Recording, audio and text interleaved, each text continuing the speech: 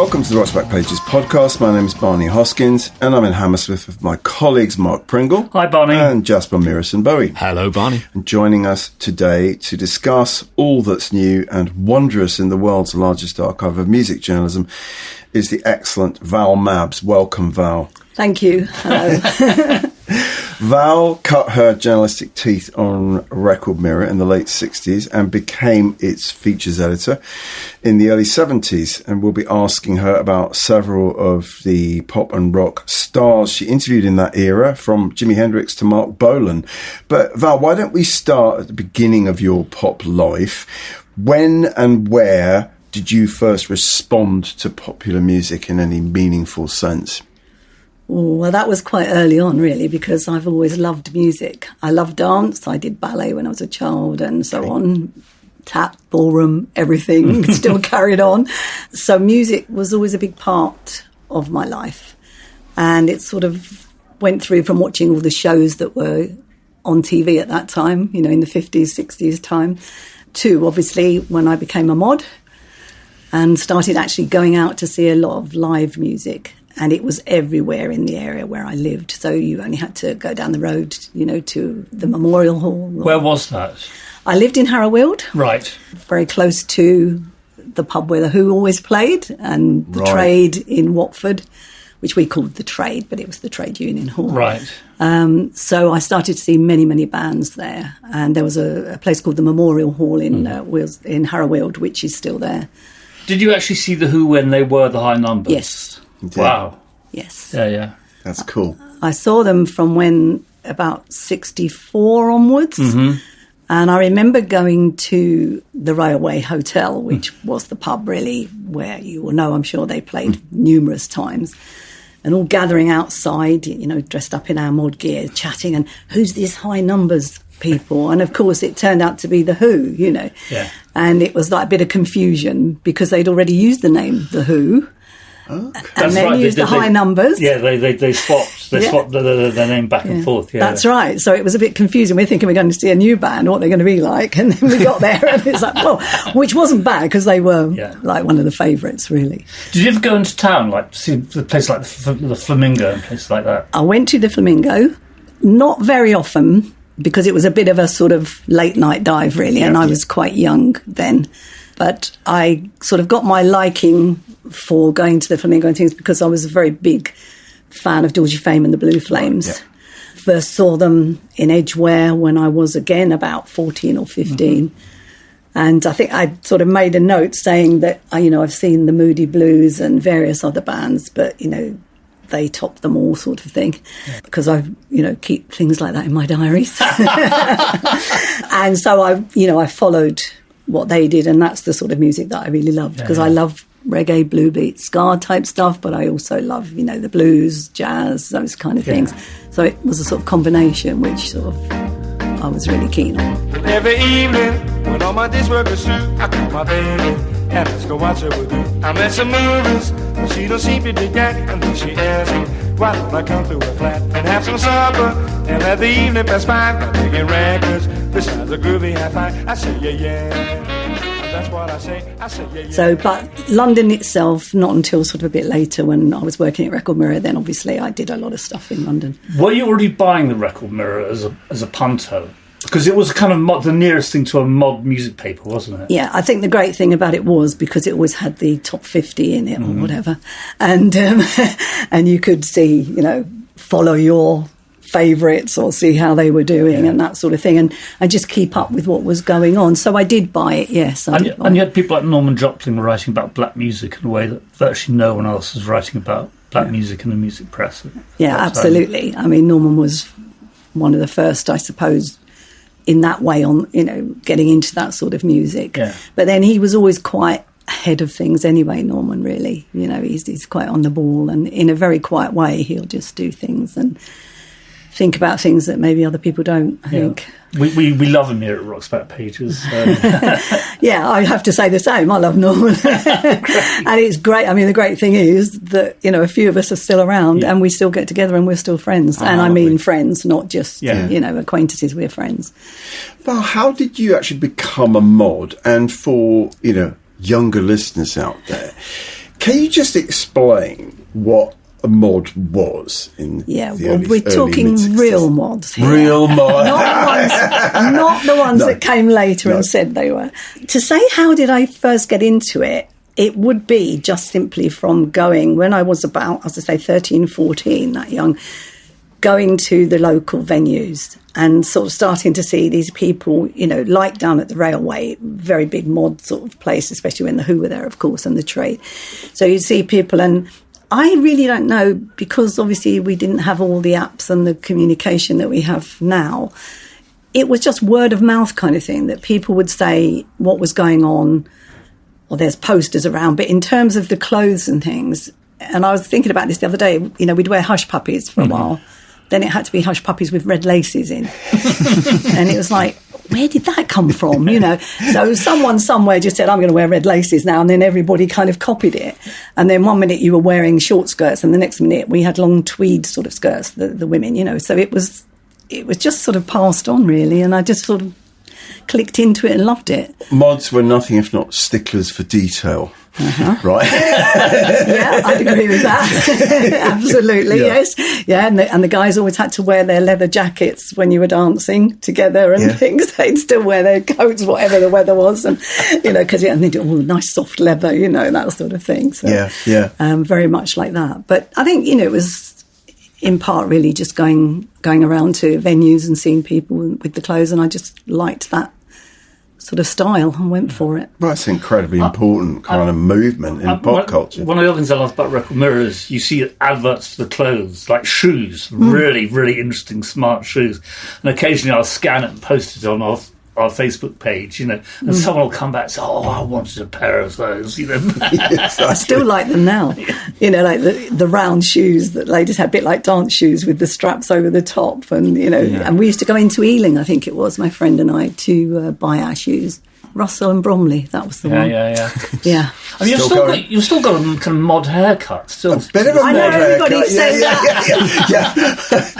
We can see the mod. It needs a cut at the moment, or it'll be sharper at the back. My hairdresser's been away on holiday, so she's only just got back.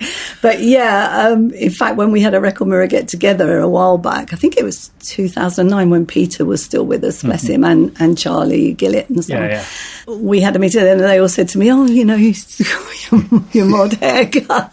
I did have it long sometimes, but I just like it, you know. And it took me a while in recent times. It's not quite like it now, but to get someone who could actually cut that shape, you know. Fantastic. Very good. So I've stuck with that. It suits my fine straight hair, I think. We'll obviously get to Record Mirror in a second, but I just wanted to mention one of the pieces that we have by you on Rock's Back Pages, which is an interview you did with Keith Moon, the Who drummer, in March '69, and he tells you, I remember when we first started how we tried to create a great mod image, and then he says that John, as in John and the bass player, John and I weren't at all the build for it. I'm too podgy, but we got away with it.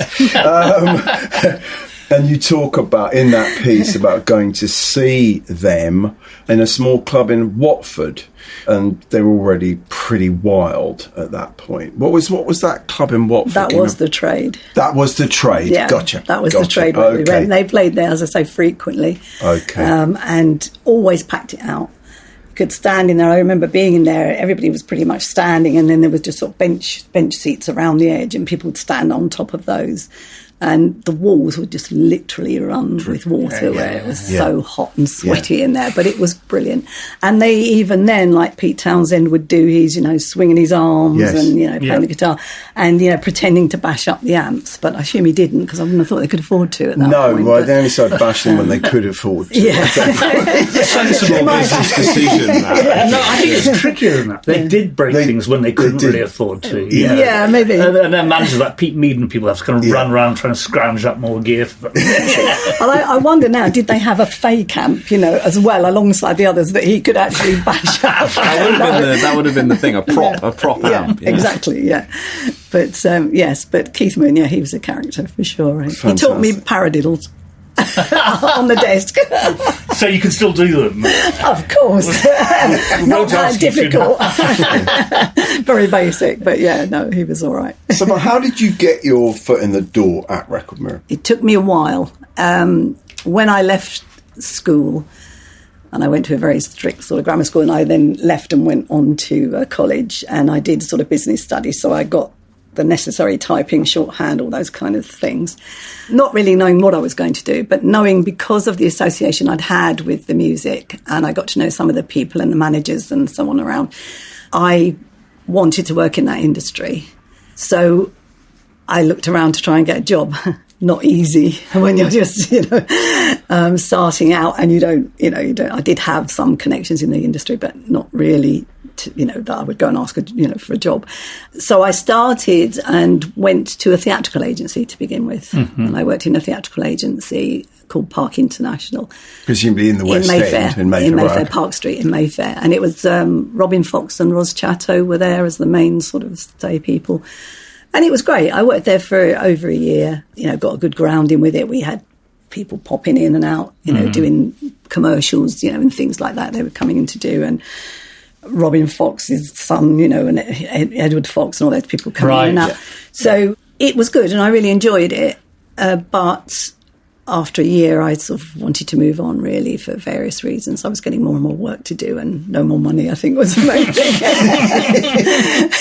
So I sort of looked around for sort of where I could go. And I actually very briefly went to Rogers, Cowan and Brenner. I don't know if you remember them when they came over from the States to promote acts over here.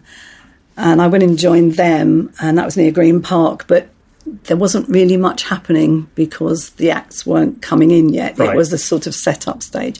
And in the meantime, I'd been writing and sending my CV to, every kind of record company and everything I could think of. Mm-hmm. And then out of the blue one day, I got this invitation. I got a telegram, actually, invitation to go for, Love it. haven't got it now, but to go to an interview at Record Mirror.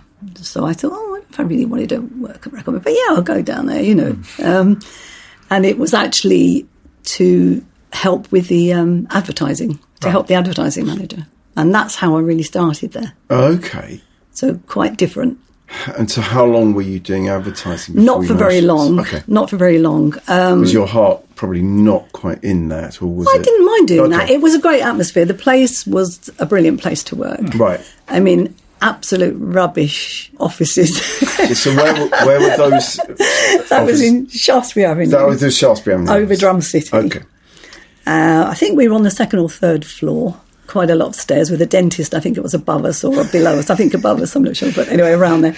The sounds of drilling and screams. That's it. Yeah, you got it. Yeah. But no carpets on the floors. It was like floorboards. If you went in the toilet, there was one little toilet we shared, cockroaches would run under the floorboards. Nice. And that sort of thing. And in the main office, lots and lots of posters and quirky things all over the walls. But it was great. It was the best place I think I've ever worked, really, honestly. But so I got the opportunity and I took it. So I was then given the sort of opportunity to do, I was told I was going to do the letters page. So I did the letters page and had my face in the paper every week, which was sort of quite nice. Mirror Mail, edited by Val Changed Mabbs, along the way a bit. Yeah. But so that's where I started. And then I think it was only about 6 months after. And my recollection of this, and I'm not sure if it's absolutely correct, but my recollection is that it was Bill Harry who suggested that I do an interview. If it wasn't Bill, I don't know who it was, so I apologise, but to do an interview with 10 Years After. And that's where I got my first opportunity. Why did you think that you should interview 10 Years After? Was there a specific reason? Well, I don't know. I think you'd have to ask whoever it was that question. But maybe because I can talk a lot. So I could interview people. Yeah. I was interested, obviously. And I think perhaps they wanted them to have an opportunity, for a bit of promotion. Had you been thinking, I want to write, I want to do more?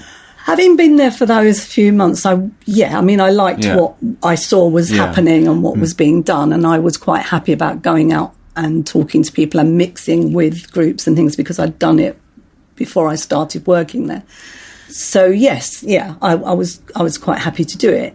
A bit nervous the first time, obviously, but I did it, and I remember typing it all up, as you did on the typewriter in those days, and passing it to Peter Jones, our lovely editor, and waiting. And then, of course, he came back and said, "Oh, we're using it." Oh, and then great. from there, I literally, every week, or I was writing. What year was that? 68. Right.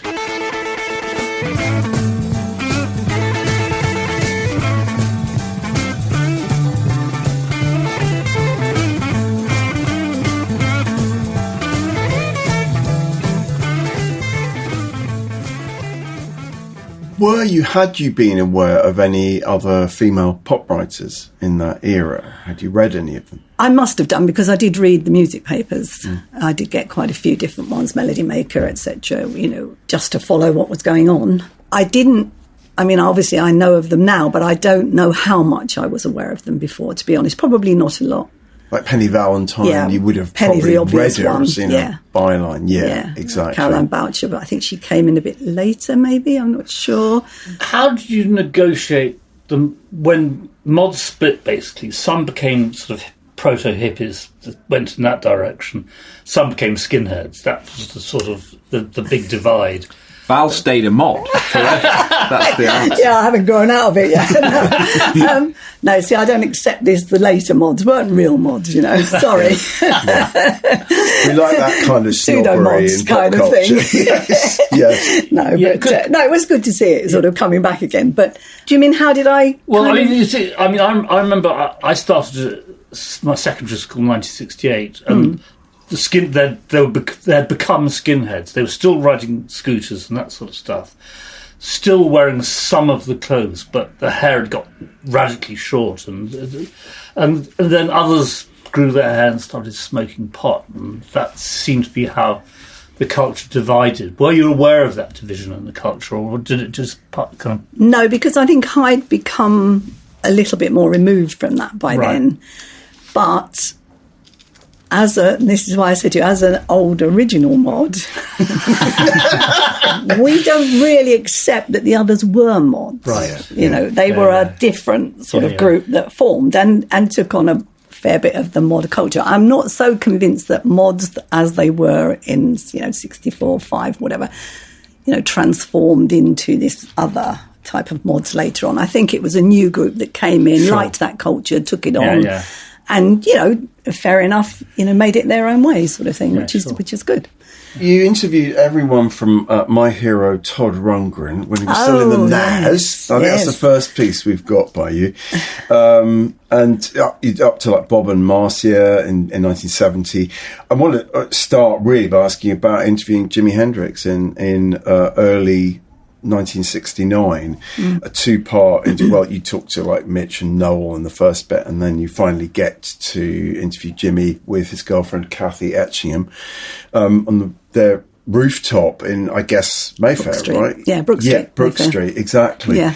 So just to have interviewed Jimi Hendrix, one of the gods, just take us back to that moment and what your thoughts had been about the Jimi Hendrix experience up to that point. Yeah, I liked Jimi Hendrix, obviously, as a musician. He was a real character player. I remember seeing him somewhere, and to be honest, I'm not sure if it was prior to the interview or after, but I remember seeing him, and I have a recollection of it being somewhere like the Roundhouse, but whether he ever did play there or not, I don't know. This is where the mind gets a bit fuzzy, because obviously you go to so many venues. Yeah. But I can remember seeing him doing his, kneeling down on the floor, bending backwards, playing the guitar with his teeth and all that kind of thing. And he was amazing.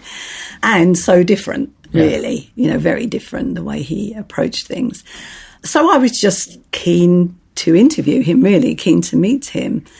And I think we had a little bit of messing around before I finally got to actually get there to see him. And he was such a nice guy. Yeah. He was just so quiet, pleasant, friendly. When I arrived, it was like, would you like a cup of tea? And we sat, the three of us together, having a cup of tea, So, and he was just really sweet, and obviously very keen on his music. He talked a lot about the music, played the new, and I can never remember what it was called. I don't know if it was a Univibe, but the Vox pedal thing, which was new at that time. Yes. And he did me a demonstration of that, so I had my own little performance of Jimi Hendrix, But he was for a guy who on stage projected so much, he was a real gentleman, a really nice kind of guy, nice person, and so tall as well compared to me, especially at the time. So I found him very, very pleasant, very friendly, and interesting, because he was obviously interested in the music, talked a lot about what he was doing. Yeah, so it was a good experience. Did you tape your interviews back in those days? No, not then. You just shorthand tape? No. No, I used shorthand, which was obviously where my previous sort of tutorage came in, because it was ideal. I could just sit there and very quickly write things down and chat to people, and I did it without even thinking really much at that time. I'm not sure when I did the first sort of recorded interview, but I have got a photograph of me interviewing Noddy Holder, holding out the microphone to him with the old cassette player. So I know that one. We'd love to see that photo.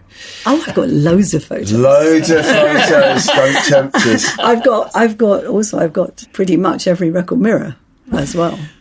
From when I started the originals. But I've cut a lot of them up. Cut my bits out of it, and then I've got some. We've got a pretty good collection of record mirrors that we've amassed over the years that people have donated or we've bought. I thought we would just we knew that somewhere in our audio archive we had this very short bit of audio of Paul McCartney talking about first seeing Jimi Hendrix. This is by John Tobler. So we would just play that. It's just a very short clip, and it may also just put Jimmy in context in terms of coming over to London from America. So we'll just hear this. Then, I remember a Bag of Nails one night was Townsend, me and Eric Clapton were in the audience. And it was just one of those, he was just, it blew your mind really, because he was one of the first guys to really use Marshall amps and really wind them up. I wasn't particularly keen on all the picking with the teeth stuff that became a lot of his show later, but just as a guitarist, it was just brilliant, and I used to like his singing and stuff, and the experience with working with him.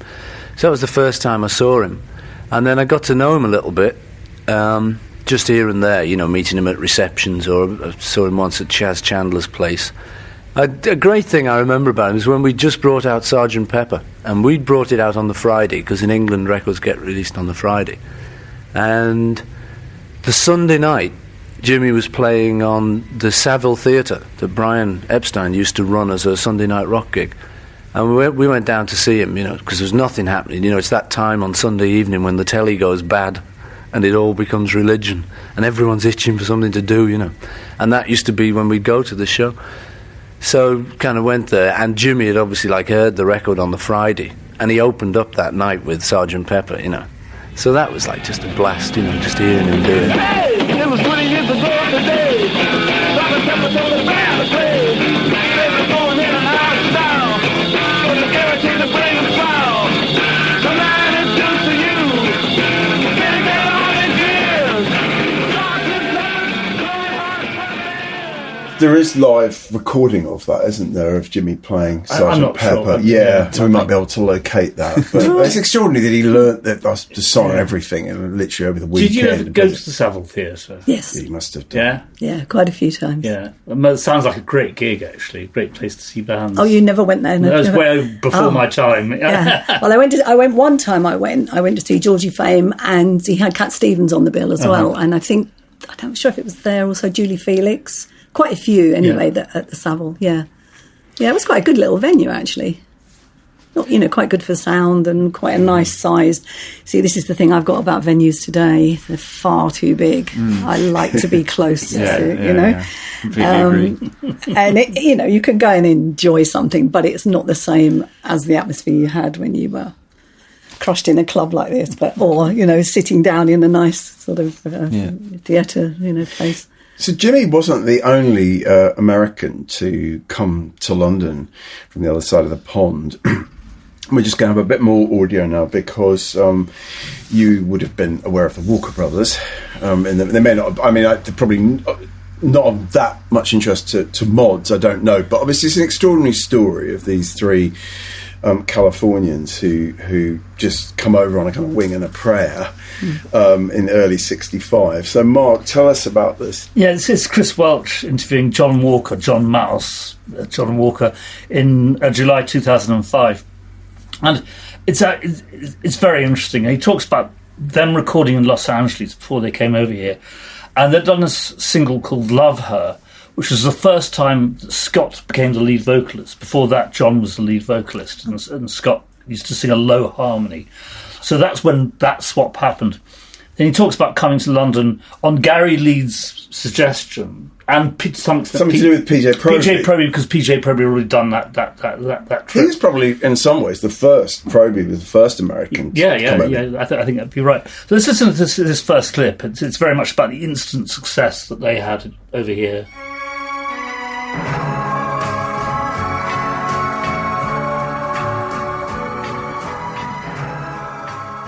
Well, I kind of signed on for the whole deal. You know, I didn't. When the group became more popular and we individually became more popular, and it was like, you know, you'd want to go out someplace and there'd be 50 people out your front door and things like that, or whatever it was, sort of forever. I finally, in the end, just decided that if that's how, you know, that's the way it is, and that's the way it is. And there's no point in trying to go jump off the bridge because I want to be alone. You know, that's, to me, that was just. It was part of the game, you know, and the thing was, in those days, it was nuts. I mean, let's face it, there was a lot of hysteria going on, and it was just bizarre. They were screaming, right? Oh, all the time. Oh, yeah, and it was just totally bizarre. And make it easy on yourself. Make it easy on yourself. Which kind of actually leads us very, very swiftly on to the next clip, because the one thing that Scott hated playing live. Scott Engel, as he was. Yes, give him his real name. Scott really didn't like playing live.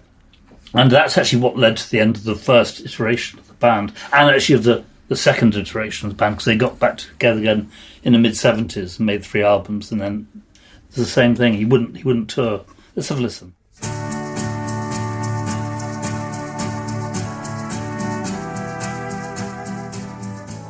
Just reversing back to the 60s briefly, I mean, you were saying you coped with it, or Scott didn't really, did he? Well, he didn't. I don't know. I guess maybe he just didn't want to. It was a lot of aggravation. Maybe he just didn't like the aggravation.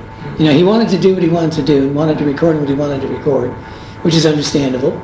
But he didn't. You know, he didn't want to work live. He didn't like doing the live shows because it was like a lot of hassle. And then I think he always felt that you couldn't really do a good show. And you know, but in those days, basically, a good show was turning up and having lots of excitement and producing as much of the music you could. Yes. I mean, he talks about, obviously, in those days there were no monitors, you just have and they got increasingly large bands. They started touring with orchestras and things like that to try and reproduce the production of their singles.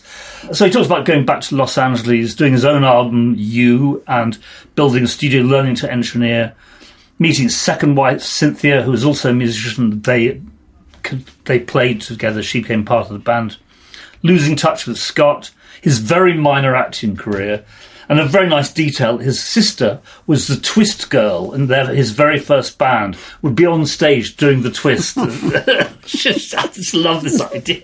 I don't remember that. No, it's an interesting interview. And of course, there is a Hendrix connection because the Jimi Hendrix Experience toured on this multi-artist bill. First national tour. Was that first national tour? With Engelbert Humperdinck, the Walker Brothers, Strangers, Cat Stevens, right, Walker Brothers headlining, and then famously at the Finsbury Park Astoria in March '67. Yeah. That's when Jimmy first sets his guitar on fire. Thanks to Keith Altham. Keith Altham who suggested this. So I don't know whether Walker Brothers fans were quite ready for that. But I don't think so. No. Interestingly, I'd made a note about Shannon R, Captain Outrageous, if you remember him. He said to me in July 1972 that Jimmy would go and see them when they were working in New York and the Boston area. And he said, Hendrix was standing on a table screaming, yelling and really going mad. He was one of the first people to understand us, which I thought was rather nice. That's brilliant. Yeah. That's fantastic. Yes, I have to say that Val's brought copious notes and they've come in very useful. Little reminders, you know. I don't need reminding of a lot of things, but... Obviously, the music was really changing, 69, 70 and everything like that. What did you love at that point? What were you really into as the music changed? Wow. Dating it, I would struggle a bit, I think. I mean, as I said, I've got a very, very sort of eclectic kind of attitude to music. You know, I've been to see Andrea Bocelli and loved it, you know, love him, can appreciate that side of it. I love theatre stuff. But still, I guess it's got to be something that moves me in one way or another. You know, either I can get up and dance and have fun to, or it actually literally emotionally moves you. So I like a lot of, you know, like Billie Holiday, say, old stuff like that. The black music artists who were so good at, you know, emoting, feeling and so on. But then, you know, I liked the fun side of, you know, the reggae stuff. I still listen to that. Now, if I'm feeling a bit fed up, I'll put on some, you know, ska or reggae and I just, you know, sit there working while that's playing and I love that. I've always loved Georgie Fame and the Blue Flames. I think they've been fairly underrated in a lot of ways. You know, as I say, first time I saw them, I was sort of quite blown away by the combination of the sound of the organ, the music, the brass. I love brass instruments as well. So, hard to say, really. I could appreciate the sort of things that Slade were trying to do, you know, and, you know, the newer bands that came out. So, I'm not sure in dating it, you know, because I really do have quite a sort of mixture of music that I love. My daughters always say, you know, they remember growing up listening to Bob Marley for a long time and that sort of thing, you know. But to me, you know, I don't have a boundary, let's say. It's whatever I hear. If I like it, I like it. And to me, it's the emotion in the music. And I can always remember being at school and hearing for the first time from West Side Story, There's a Place for Us. Oh, yes. And the teacher played it on a record, and that was our music lesson. And I cried, and I got told off. So today I look back and I think, you didn't know what music was about at all. Yes, absolutely. Hold my hand and we're halfway there. Hold my hand and I'll take you there. Somehow, someday.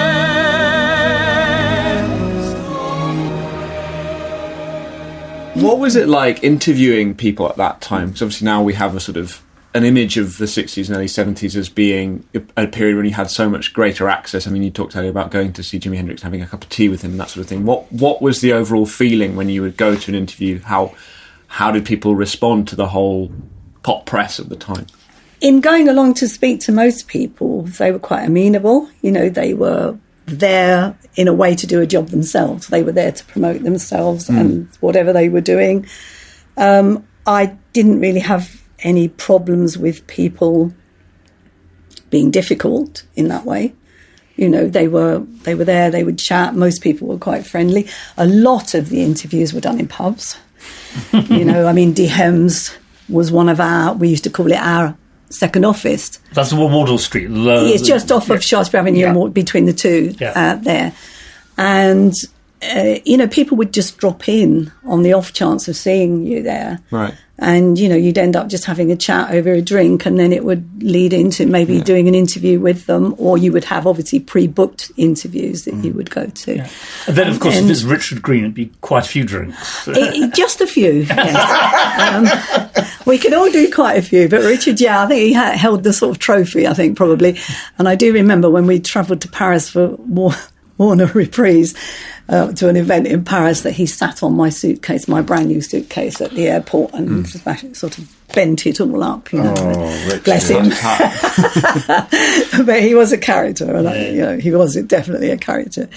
You know, he was good in his way. He was good. One of the stories I love about you, Val, is you go to interview Status Quo. Oh, yes. Frances Rossi said later, she said it was nice to see our new image. I thought, what is she talking about? It wasn't an image, it was just a lack of money. And that was the first time I realised we had an image as such, and we've been protecting it ever since. So you basically, I read that, I thought you should be getting getting money. Actually, image royalties. Quite right. I'm thinking I would love to go see him. He's doing this tour at the moment, isn't he? And I was going to go see him in May, but I couldn't get there. But he's coming up, and I'm thinking, I need to go there and say, hang on a minute, Francis as he now is, Mike as he used to be. Right. Because I think they changed his name because they thought Francis wasn't right, so he took Mike. Well, no, he was Mike. They made him Mike. His real name is Francis, isn't it? But anyway, and just sort of stand there with my can of Guinness and go, do you remember me? Because he also, I don't know if you saw that, but he also wrote about me and Guinness. And I didn't know this at the time. Or spoke about, I should say, not wrote about. I saw an interview some years ago. I think it was 2019 or something it was done. And I saw this interview where he'd said about, there was this girl called, well-known writer or something, he said, called Val Mabbs. And I went, okay, that's me. And said about how I liked Guinness and how I was very keen at lunch times and things. And then it was in, I think, the same interview that he then went on to talk about, that I turned out. And funnily enough, I was quite flattered that he remembered me, actually. But I did get on with them quite well. I knew them quite well. But we always used to have this thing about, the rhythm they played. And I used to be, it's so repetitive. And then he'd try and convince me on the next record it wasn't going to be like that. But I liked them. They were good. And great fun now to get up and have a dance to. But, so I didn't know, as I said, I didn't know about it, but I do actually remember the exact occasion he's talking about when I went up to the PR's office and I went there and they were just all dressed in their everyday clothes. And of course they'd been dressed in the fancy frou-frou satin. And so I did say, I like the image. So And indeed it was a new image, and it was very sort of it was very anti-glam, wasn't it? Absolutely. So we'll talk about glam and what were you... I was just going to say, I saw Status Quo supporting bottom of the bill Leon Russell at the Albert Hall in 71. Oh, right. And they were just reinventing themselves as a boogie band. They were sort of jumping. Yeah, exactly. Yeah. Well, that is it. But so everything does... Well, I mean, it was always changing in pop. But early 70s, there's this whole new kind of like teen sensation, really, the glam rock, and you interview the Osbournes as well, all that stuff. But most particularly, there's a Record Mirror cover story on Marc Bolan in July 71, and Get It On has just come out.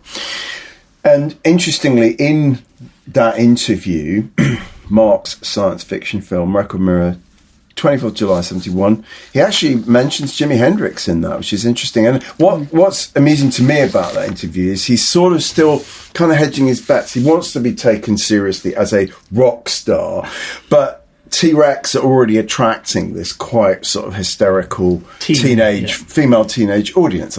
So he's kind of like, I'm still a rock star. I don't think we've changed that much. And you're kind of like, yeah, but what about all these screaming girls?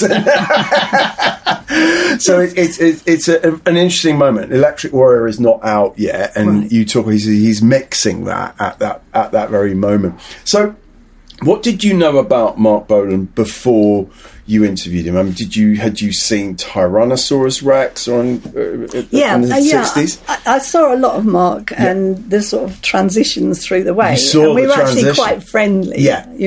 So I can appreciate what they did as Tyrannosaurus Rex and all the nice, gentle sort of music. And obviously that was Marc's style, and he was still into all the, fairy, fae kind of stuff throughout, really, which was different, was quite nice. I think as he got more into the, T-Rex thing and on stage doing a bit more lively stuff, it had a bit more energy and a bit more appeal to most people. And obviously he wasn't silly, Marc. He was quite a clever guy. And he, I think, realised, that was his best direction to go in and to bring the people in. But I think it also, as it did with quite a lot of musicians, frustrated him that you would get all the teeny boppers, as they would be called, screaming and everything else, and not really perhaps appreciating what he was doing Yeah. as such. I think that's the thing. I mean, obviously, the other thing is that you would have both been hardcore mods at the same time, because before he became a hippie singer-songwriter, but in East London. He was a face about town. He was a face. Yes, absolutely, yes. Marc, You never bumped into him in those days. No, he was a bit out of my area, I think, then. And if I did, I wasn't aware of it. Yeah. But no, I'm sure I didn't, because obviously he was a long, long way But from... you had that in common. Yeah, absolutely, yeah. You know, I got on very well with him, I'd like to think. And, I mean, had his phone number, you know, he brought me something back from America when he went to America. And, you know, it was nice. It was, you know, I didn't expect him to, because he said what it was to do with was, you know, when you had the acid smiley face thing came out, and he was talking to me about it. And I said, I don't know what that is, really, because it hadn't emerged here at the time. Oh, I'll get you something next time I go. And I thought, forget about that. That's not going to happen. And he did. He brought me a red scarf with acid faces on it. I still have it now. And, which was really nice. And he was very kind of thoughtful like that with things. And, you know, I always found him easy to talk to, you know, not sort of... full of himself at all, you know, and I was very, very sad when, you know, I heard what happened to him. Yeah. Very, very sad. Sure. It was so awful. Get it on, then go, get it on. Get it on, then go, get it on. Let's, from the same year, let's talk about the interview that you did, two-part interview again, as with Hendrix, a two-part interview with John Lennon and Yoko Ono, and you basically go to Tittenhurst Park in Berkshire, and there's fantastic stuff in these two, particularly in the second part, where he does say some you know, he's as opinionated as Lennon could ever be. Tell us about that day. And you start. It's very funny. The first thing you say is you get to the front door and it says, "This is not here." Correct. It says on the front door. Absolutely. Classic. So, you're like, "Oh man." Yeah. Tell us about that day. Well, I went along with a friend, actually, and I drove. I'd only just passed my driving test, and I was driving, and he came along for a bit of company, and obviously wanted to see John, and they were happy with him going there. And, you know, it's the typical thing, isn't it? You know, you arrive at John Lennon's place, and you don't want to be uncool, do you, really? You know, get out the car. That's the front door. This is not here. It's a test, isn't it? What do we do? What do we do? You know, and I think in the end we decided, well, we'll have to ring the bell, and that didn't do anything. That was uncool. And then, didn't do anything that we were aware of. And then we sort of looked a bit round the side, and then the door opened, and one of the guys who was there in the house came and opened the door for us. So it was like, oh, okay. So that was the start of it. But I have to say, they were very friendly, very amenable when we arrived. You know, there were a lot of people around at the time because they were filming Imagine. They were doing the film, so they had film crew staying with them and everything. So, you know, there were people around in the big kitchen. You know, it's just like, help yourself to anything you want from the fridge. Or, you know, just really nice. It was very, very friendly. And it was fun. It was a fun sort of day. I mean, I sat with John in the studio they had there and listened to, you know, the stuff they were doing for Imagine, which was brilliant, you know, amazing to do that. And then Yoko was here and there. I didn't see an awful lot of her, but she was doing some filming. Mm-hmm. And sort of came down and spoke to John, whispered in his ear. And then he went, and he went off with her and said something like, "She'll be the death of me," or something like that. And came back and said, oh, she just wanted to know if it was okay to go topless for the filming, some of the filming. And I think I said, "Oh, and what did you say?" And he said, "Oh, yeah, it's fine, you know." So it was a bit sort of like that. You know, we had the experience of being filmed in the White Room, where the big, you know, piano is the classic, featured in Imagine. So because after going for a walk around the grounds, which were massive, of course, we only did a little section of them, I saw a particular thing of Yoko's. They had these pedestals, and they were, you know, properly built pedestals with brass plaques on and everything, with the date and the name of the piece around the grounds. And there was one that I saw which was a broken cup with a tube of glue on. And I said to my friend, "Oh, I'd love to stick that together, but I better not, had I?" When we came back in and we were talking to John and Yoko, and I said, we were looking at, the things, and I said, I just would have loved to I wanted to stick it together, and I said, but I thought I better not. And she went, "Oh, John, can we bring it in? So they brought this whole pedestal and thing into the White Room, put it by the piano, and then asked us to go in and do whatever. So as we walked in the door, I'm saying, what are we going to do? How should we do this? And he looked at me and went like this, and I looked up and there's a boom mic over our heads. So it's like, okay.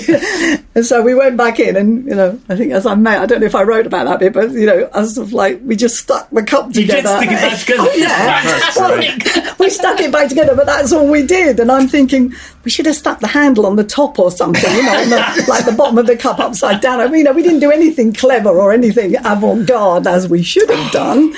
We just left it like that. I think she'd have appreciated just simply you sticking the cup back together. Well, maybe. Very much in the spirit of the whole. Yeah. I mean, I guess there was obviously last summer the big retrospective exhibition at the Tate Modern of Yoko Ono's work throughout the years, and the story was of the cup there. I don't know if the cup. I don't recall seeing. Did I get credit for it? But obviously you have grapefruit that you talk about in the interview with I've just all these instructions. all these instructions of things you should do. Yeah. Yes. And it seems to me that wanting to stick the cup together is quite an appropriate. Yeah, and I really response. did. It was a genuine thing. I did want to actually. It made me want to stick it together. There's a tube of glue. There's the cup. I've got to stick it together. But I was terrified really when I got the invitation to, and I've still got the Joko letter at home inviting me to go to the preview of Imagine, along obviously with quite a number of other press people in this small room. And I was thinking, oh my God, if I'm in that and I'm looking like an idiot, just sticking the cup back together again, I'll never be able to look at it on the face again. Yeah, I'll be creeping out, And so at the end, I thought, it's not there. And then afterwards I was like, it would have been nice if that's Imagine, Yoko's probably still got the outtakes. You can probably try and get in touch with it. Yes. But I actually Googled, to look at the Imagine film a while ago, and in part of that, it came up with someone, and I don't know if it was a man. I don't know if he was a musician or who he was. I can't remember now. But literally sticking the cup together. And it wasn't in the final thing, I don't think, but it was obviously, and it was featured on this. And I thought, so maybe we weren't as mad, because we just stuck the cup together. But anyway, we didn't make the film. That's so great. This is a lovely story. Such a great story. Better than John Lennon taking a bite out of the apple. more constructive. I mean, obviously, the breakup of the Beatles isn't that far in the past at this point, and it kind of comes into the conversation a bit. And you say, I asked John if he considered that the Beatles, Alan Klein, Paul McCartney case had made the gap any wider between them, or had it in some way served to clear the air. And John says, well, it certainly brought Ringo, George and me closer together. But we're in the middle of a game of Monopoly at the moment, and it's costing us a fortune. And then you ask him about the song on Imagine called How Do You Sleep? And you ask if this is indeed a rather derogatory reference to Paul McCartney. And John says, a perverted mind could think it's about Paul. I'll let you form your own opinion. It's surreal enough to be about anyone, like Dylan's Like a Rolling Stone. Anyway, on Ram, there are a lot of references to us, I mean Yoko, like in the line that suggests that George and I got a break in meeting him. It's sort of quite huffy, isn't it? I mean, he was still really he was at that point feeling very bitter towards Paul. Oh yeah, definitely. There was, quite a serious rift there between them. And I think probably because they had been so close, in their life before, that it's always that stab in the back type thing that makes it, as you perceive it, makes you feel angrier towards someone that you actually care about, if you understand what I mean, rather than just being poisonous about them. It's like a bad divorce. Yeah, absolutely. Yeah, there's no falling out between two people who have been very, very close. Yeah. And you will be aware, I'm sure, of this book by Ian Leslie that came out not long ago. It's called John and Paul, A Love Story. Oh, And it really makes clear just how much of a kind of love story it was, really.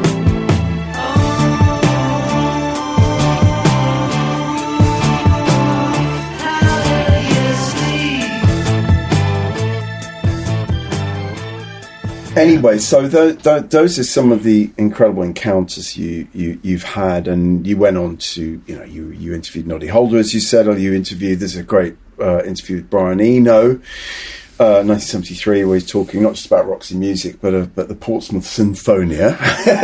He didn't try and pull you when you did the interview. Yes, I'm not saying anything. No, he told me he was happily married, isn't he? He was a married man at that stage.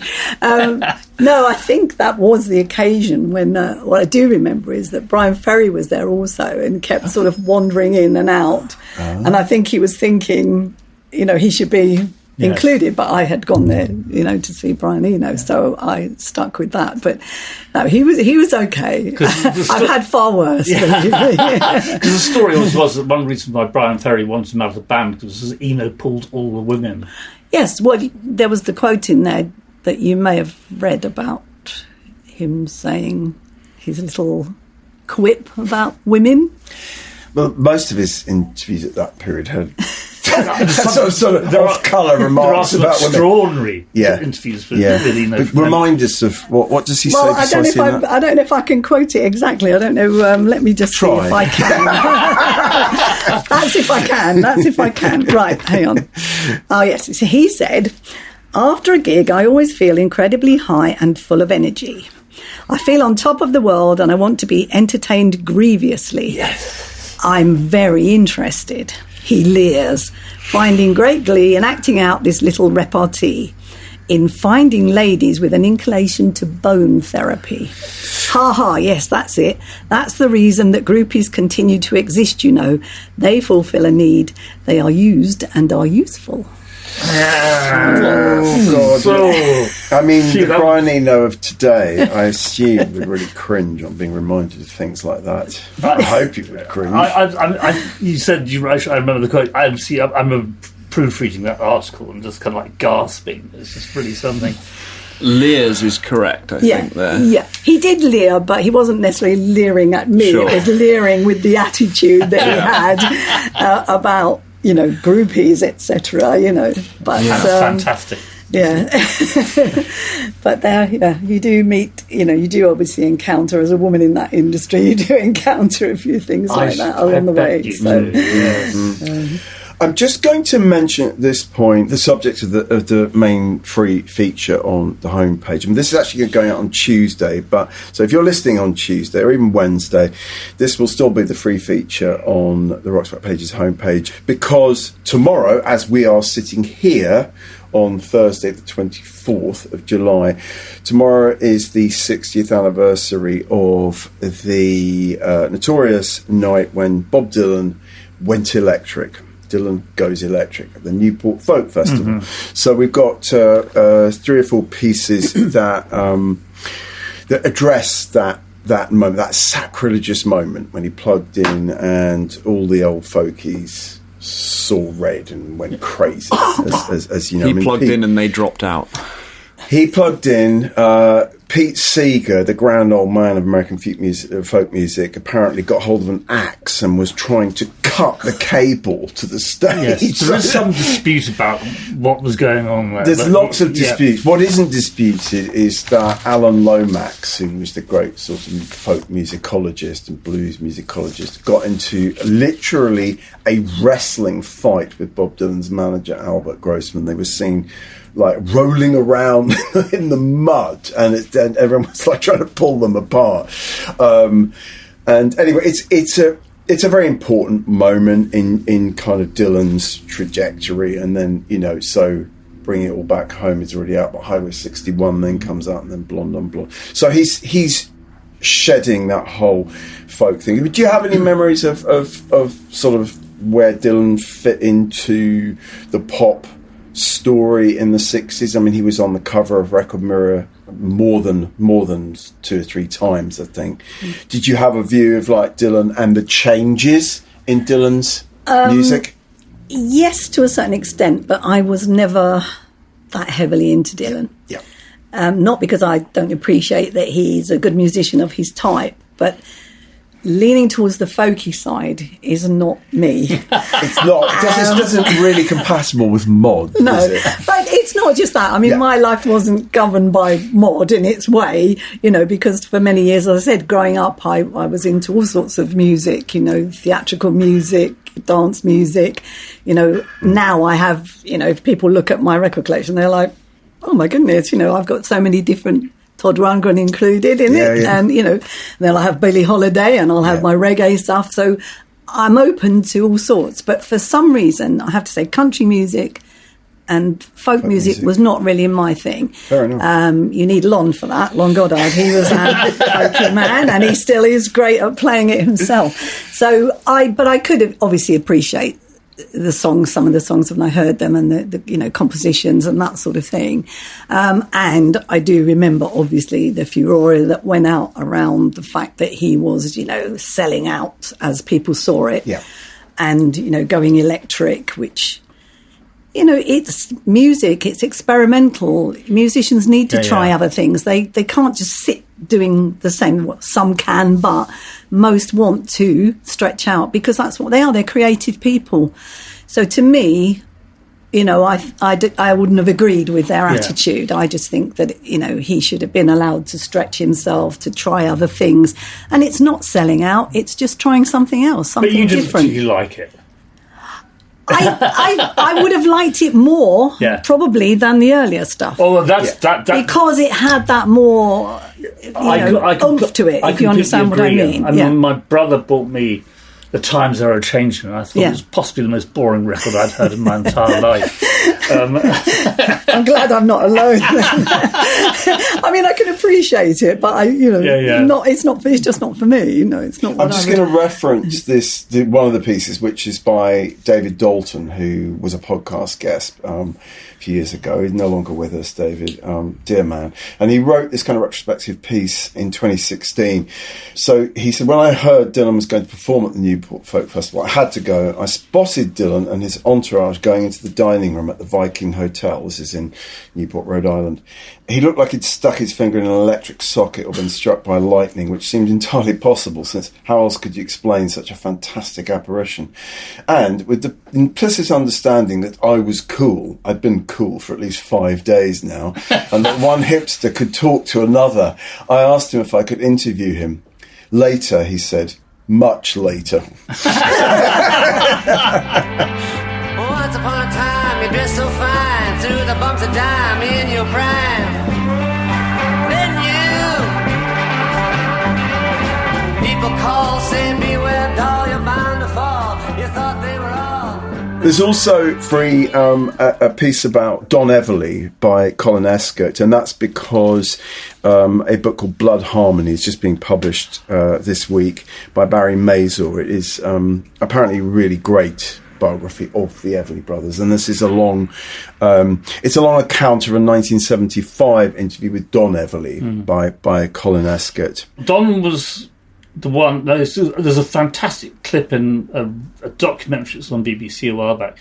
Who's the straight one? Phil was definitely the more straight one. Don's been interviewed and he says, well, the trouble with Phil is, I mean, I'm a socialist. I'm a trade union guy. Phil's conservative, which is a really interesting sort of.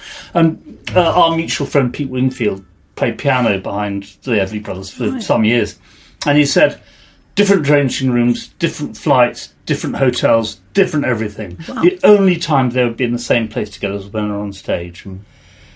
Yeah, which is chalk and cheese. I mean, like so many brothers in pop music and rock and roll, the Davises and the Kinks and the Gallaghers and the Gallaghers. That one. Bring us up to date, Val, on what you've done since your Record Mirror days. What did you do after you stopped writing for Record Mirror?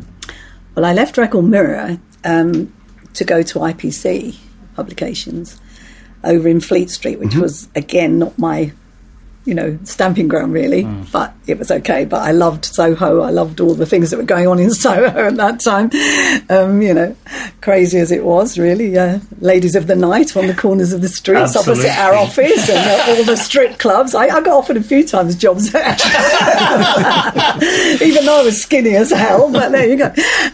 But anyway, yeah. And I went over there and I gave my notice at Record Mirror, and I wasn't sure, but I'd got to a point, things had changed. I've been doing it for a long time. We were over it, with the Billboard thing for quite a number of years. Just remind us, Billboard acquired Record Mirror? Yes, because it was quite different before when we were in Shaftesbury Avenue, and it was obviously owned, by the independent publisher of the Daily Express.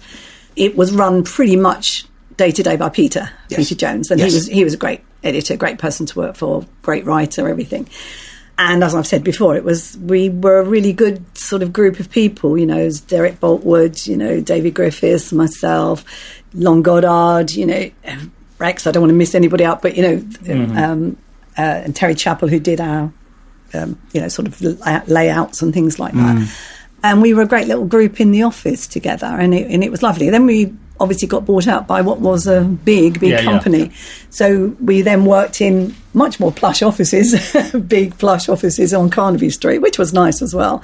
But obviously it was a very different atmosphere. But I worked there for a number of years. But then I thought, I just felt I needed to move on. So I got a job over at IPC, supposedly to go over there to be an editor on one of the magazines that they were putting out almost every month, new magazine at times. And I think it was either a month or 2 months notice I had to give. And when I got there, they then kindly told me that the magazine was folded and the job that I'd gone for wasn't actually in existence. I then spent my time sitting up in a little room and then typed up various bits and pieces for them. I think I've got some of them at home. I think it was, what did they call it? I can't think of the name of the thing now. But anyway, one magazine that I did write a few bits in, music type things in. And I decided, obviously, I wasn't going to stay there, and I'd had enough of it, really. So I then was on the point of getting married, and a little while afterwards, sort of in a relationship, and I decided that I would move on and get out of it altogether. So I moved back nearer to home and, just started working on all sorts of different things. So I did all things over the years. Main job that I enjoyed most of all, I did functions and banqueting in a country club. So we had lots of music there and things like that. So it took me back a little bit to what I'd been doing. I mean, when we met a while back, when Lon came over a couple of years back, you sort of expressed regret that you'd left Record Mirror. In retrospect, do you think it was? Yeah, I think had I known what the situation was, had they told me during the period of time that I'd given my notice, which was, as I say, quite a lengthy period of time, that there wasn't going to be this magazine that I was going to edit, etc., I would have stayed, because they had, said they were happy with me staying. Yeah. So it was kind of my decision, really. But there were a lot of things going on, in my personal life and other things that made me question what I was doing, and so it was of the time, that was the decision I made. But looking back on it, I could have stayed on, and I probably should have done. But then in life, you never know where things are going to take you. So, it's easy to say that, but it might not have been the best thing to do. I don't know. Yeah. But it certainly didn't work out when I moved over there. And I remember Richard Green, the Beast, saying, you've got to take this to, a tribunal, and you've got to... And I couldn't even be bothered with that. I didn't really want to sort of do that.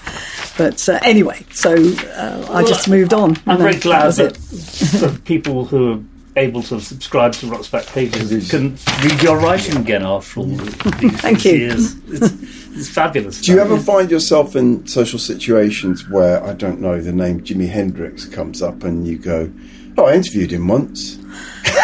I very, very rarely talked about it for years. I wondered, because I don't sort of think... people that were close to me obviously knew what I did, obviously family and close friends and so on knew.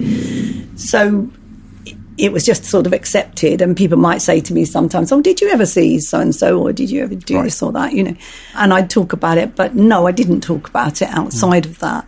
Funnily enough, more recently, I tend to talk about it a bit more because people I think as you're getting older and the days are numbered, people say to you, "Well, what did you used to do?" Yes. Or, how did you come to be here? Or what did you... And so I've talked about it a little bit more to people in recent times, but Good. no, not really. But it's just a time I love. And obviously, as I've said before, the great thing is that Lon and I are still very much in touch, and sadly we've lost Derek, we've lost Peter, we've lost David and Charlie and a lot of those people. But Derek and I and Norman and Rex, who's over in Australia, and he at the time was sort of our office boy kind of thing, who went on to do working on the layout side and everything, a lovely guy. We did all have a reunion back in, I think it was 2009, something like that, when Peter was still alive, and we had the most fabulous day together. We really did. Yeah. And Derek was there then, and Charlie, so it was lovely. Fantastic. And so, it was really just a really special time, and proper friendships, proper friendships. It's lovely. So, That's so nice to hear. Yeah. I don't suppose you wrote extensively about Black Sabbath, but I wondered how you took the news that we'd lost Ozzy just a couple of days ago, suddenly out of the blue. 2 and a bit weeks after he says goodbye, and Black Sabbath played their final show at Villa Park. We learnt on Tuesday evening that Ozzy had died. Did Sabbath mean much in Record Mirror's world as music was getting heavier and heavier? To be honest, I don't know how many pieces were written about them. I'm sure there must have been some. And funnily enough, obviously, when this happened, and I was very sad to hear about that, because, Ozzy was a great character and brought a whole show piece to, music and everything else.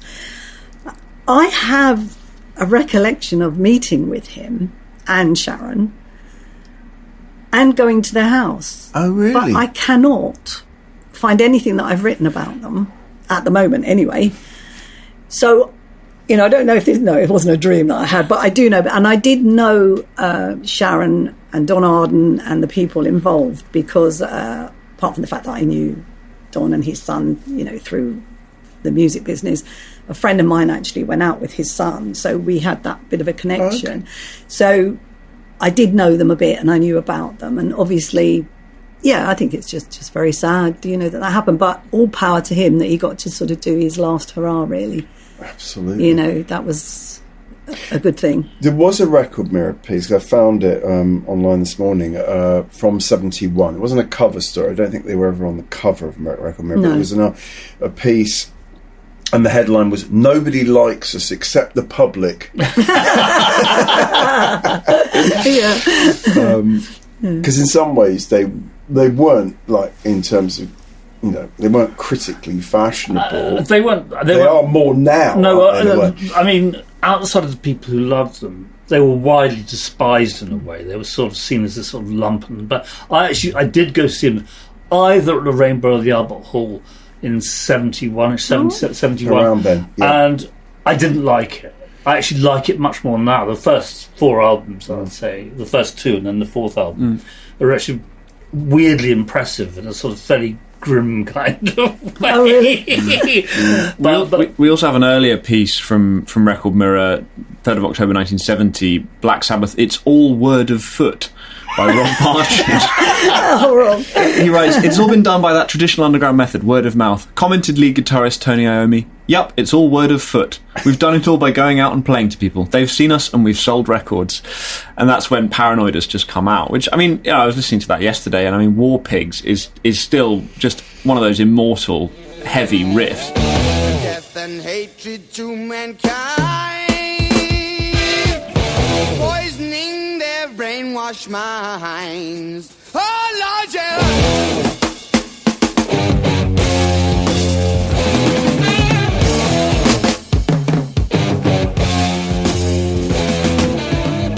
It still sounds good as well, interestingly. I think, earlier, before we started recording, we were talking about how the sound of heavy metal, Black Sabbath still fit into that while being the originators of it. You could have a band today that sounded like Black Sabbath almost, and Yes. they would probably be successful, and that's kind of interesting and unique. And the fact that they managed to create something heavy metal, something pretty meaningful and big for so many people around the world, from basically nothing, you know, from being from Birmingham, from Aston, just 4 lads from Aston as they described themselves. It's quite remarkable as a story. And then of course Ozzy's like trajectory into like reality TV. My first experience of Ozzy Osbourne was I Can't Believe It's Not Butter. As like, you know, as a kid that was on TV. So it's a strange trajectory, but an interesting one. As Anthony Bourdain said, I can. I can't tell the difference. Can you? Yeah, I mean, without Black Sabbath, would like heavy metal, as we understand it, be the phenomenon that it's become? Because I think they, more than any other band, really created this idea of metal as quite a sort of dark, but also very working class, I think, music form. In a way that, say, Zeppelin, who weren't really a heavy metal band, just did not. Well, there were a lot of bands, Deep Purple and another one, who were working, and Jimi Hendrix to an extent, who were working around the edges of what became heavy metal. So something like heavy metal would have appeared. But I think you're right that the primacy of this most simple riff imaginable... Because it wasn't sophisticated, it was just incredibly powerful. Absolutely. Yeah. I think that they can distill that. But then, you know, metal kind of mid-70s, it was there, but it was never really huge. Weirdly, it's the new wave of British heavy metal bands, who all came from the same kind of part of the world as Sabbath did. They were from industrial Midlands and North. That is the heartland of metal, and it's very... And also that Sabbath's big American audiences were in the Midwest. It's all about kind of that. But it was also a very conscious decision. They were going seeing horror movies, and they wanted to make the music equivalent of horror of Dennis flicks. Wheatley books and things like that. Yeah, you know, it was a very conscious decision to embrace all of that dark, the Prince of Darkness, as later, you know, that image was a decision to say, well, nobody is doing this in music, and why not? You know, and I think it was some of the sort of things that he did on stage that made it a little bit more outrageous, you know, the biting the bat's head off and the things like that. Exactly. I think there was some footage of that, though, but I think probably, you know, whether it was just built up in the earlier days and then he did it but I think it was that kind of gave it that gruesome kind of thing that a lot of people didn't like, whereas the music on its own could have been something a bit different. I mean, curiously, I think there are roots to it, which are, oddly enough, people like Screaming Lord Sutch and so on and so forth, where, going back to, you know, some of the American rock and rollers, there was stuff there already out there. But no, I think broadly you're right. They defined a sort of a way in which heavy metal could develop. And I mean, it's testament, I think, to Sharon and others that Ozzy, you know, became something almost bigger than Black Sabbath as a solo star. And one of the pieces that we're featuring in the long goodbye section is the first interview that Ozzy gave after the Sabbath split in 79, 77, 78, and it's Sylvie Simmons talking to him, and at that point, you wouldn't necessarily have thought that Ozzy would become a pretty big solo star. And then when they come up with the idea of Ozfest, that really cements Ozzy's status as the sort of the godfather of kind of heavy metal. Sharon, I think you've Sharon got to put a lot to of do this with that, I think. Definitely. Sharon. Yeah. When I was sharing with you guys earlier, I mean, I was lucky enough to have lunch with the entire Osbourne family I was flown to Chicago to talk to Ozzy, potentially about doing his book with him. And that never happened because the Osbournes TV show suddenly took off about a year later, and then they just didn't really have time to do anything else. But that was the first... I mean, it was there because Ozfest was taking place just outside Chicago, so I saw that Ozfest. But I sat with them, and I mean, it was it was like being in an episode of the Osbournes. It was just completely mad, you know, with Mum and Dad, and these very hyperactive kids all squabbling and trying to get Mum's attention. It was like, and then the next morning I was woken by a call in my hotel room, and it was Ozzy asking if I wanted to come down and have breakfast with him. So I had breakfast with Ozzy, and so these, and he was kind of adorable, but like just.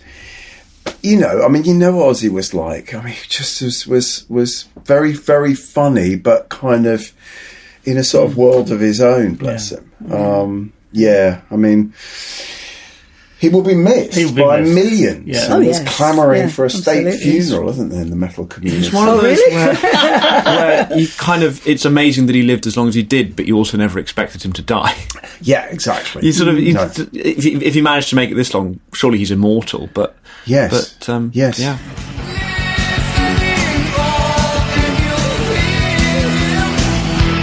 Bark at the moon.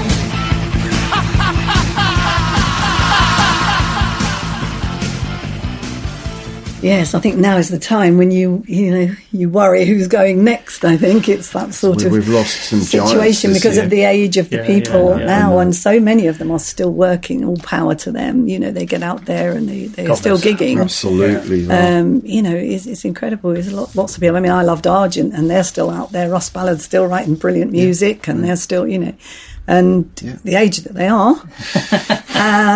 All power to them, and it's not, it's not sort of that they've lost their voices, but they're still keeping going, or they can't do it. A lot of them, these guys, they did so much day after day after day after day, and they can still do it. I mean, I remember going on just literally a couple of nights, 3 nights, I think it was, tour with Argent back in the day, and because I thought they were a great band, and went up to Newcastle, and came back and went around.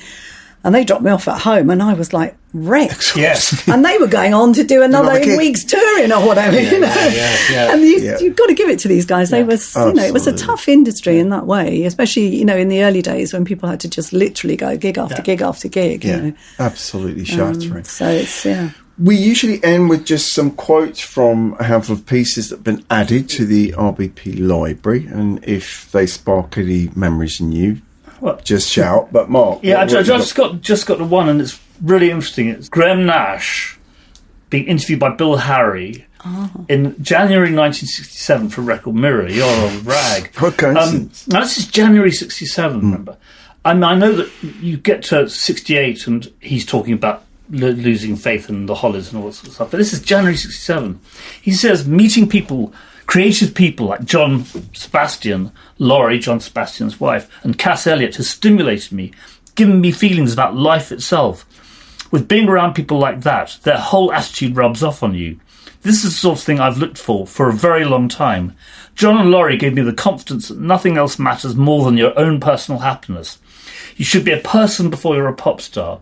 No one has been more devoted to the Hollies than myself, but I've realised that the success of the Hollies has been overshadowing my personal wants. I want to find a happy medium. It doesn't happen. If it doesn't happen, I'll give up either one or the other. He's basically talking about what led him to Crosby, Stills and Nash. January 67. January 67. It's earlier than you would think. Way earlier. I mean, I read this. He's saying this then. I mean, no surprise that he would have met the Lovin' Spoonful and stuff, I guess, probably, in 66 with the Hollies touring the US. But it's still...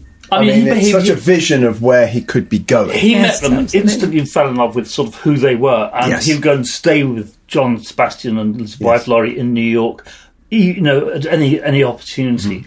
So the way his head was turned by America and a certain type of American, as far back as that, it's quite stark. He definitely put his what was the expression? He put his eggs in the right basket. Because we don't really talk about many of the old Hollies now, do we? I mean, Alan Clark maybe a little bit, but anyway, I did see that piece that you had, and it's an amazing piece. So, have you got anything for us? I've got a couple of things. First of which is Lady Gaga, the most extraordinary pop star Marc Ellen has ever met, in the Word, May 2012, and it's just a fantastic interview. It's a brilliant piece overall. He writes early on about having seen all of the big productions, Prince, Bowie, Madonna, Michael Jackson, Elton John, Beyonce, and, quote, not one of them can hold a candle to Lady Gaga in terms of pure mind-bending spectacle. Gaga is something else. Her albums aren't successive blocks of new music as much as fresh instalments of a movie franchise starring the same girl. You could hear Madonna singing Into the Groove and need no explanation. It's a feeling about the emotional rollercoaster of club life available to anyone. But Gaga crawling from a crashed subway carriage in the Monster Ball, wearing a nun's cowl, a zombie claw and a transparent sheet with sticking plasters on her nipples, now that, unless you're enormously unlucky, shouldn't strike any great personal chord. She doesn't enter your world, you enter hers. Yes, and I love that as a way to get Gaga, but also, I mean, the quotes that he gets from her are brilliant, and she's so thoughtful and interesting. And so he asks, how much is about needing attention, and how much is about self-expression? No, neither, she says. I live music. I live performing. If we weren't where we are now, which is sitting on this lovely couch in Milk Studios in New York, I'd be 30 blocks from here in a dive bar doing exactly what I was doing 4 years ago. The only difference is no one would know who I was. And I'd be wearing a McQueen outfit I'd made myself with inexpensive fabric. And she's just so thoughtful and so clever about what she knows she's doing and what she knows she's about, and so self-assured. But it all comes off, she comes off really, really well in this piece, and I think she's one of the great pop stars of the 21st century, I really do. Then, Reading Festival, Lisa Verrico goes in 2019 for The Times and writes, energetic Billie Eilish grabs the attention. Billie Eilish will surely take top billing soon. And I mentioned this because I went to see Billie Eilish last week at the O2. And obviously very much top billing there. I think she did a run of 6 sold-out shows. And it was an amazing experience. But Lisa Verrico writes, her hair dyed green to match her cartoonish surf shorts and oversized top. The 17-year-old Eilish never once looked overwhelmed. Worries that her intimate DIY songs wouldn't work on a main stage were blown away by A Boisterous Bad Guy, her biggest hit, served first as a statement of intent. She rapped, rocked, and ordered fans to put down their phones for a spine-chilling When the Party's Over, sung from a stool. She turned smoky jazz chanteuse for a gorgeous Wish You Were Gay and was drowned out on the bluesy ballad I Don't Want to Be You Anymore. I mean, she was just as brilliant last week. My only gripe, I think, interesting, going back to what we were talking about earlier with Marc Bolan and screaming fans. There were a lot of screaming fans at Billie Eilish, but she managed to get them to shut up for When the Party's Over, where she did this. She sang the harmonies at the beginning with a looper pedal, and she hushed the entire O2 to a silence. You could have heard a pin drop, and it was magical. She was just extraordinary. She's really my favourite pop star of the last sort of 10 years, I would say. I think just musically. She's brilliant. I think those songs are so great strong. Songwriter, and the production that Phineas does is amazing as well. Yeah. I can't wait to see what she sort of does next, really, because every album's been great so far. So. I completely agree. Well, so that brings us to the end of episode 207 of the Rock's Back Pages podcast. Profound thanks to Val Mabbs for joining us today and being such a great guest. Thank you for coming in. Yeah. Thank you for having me here. It was lovely. It was great. If you listeners out there enjoy the Rock's Back Pages podcast, please follow it on whichever platforms you use and give us a review if you can. Also visit Rock's Back Pages itself and check to see if your local library or academic institution subscribes to it. If not, please suggest they take a free trial of the world's largest archive of music journalism. We will be back in a fortnight with legendary gonzoid American critic and poet Byron Coley. But for now, it's goodbye from our guest, and it's goodbye from Marc, Jasper and me. And so all together in imperfect harmony, goodbye.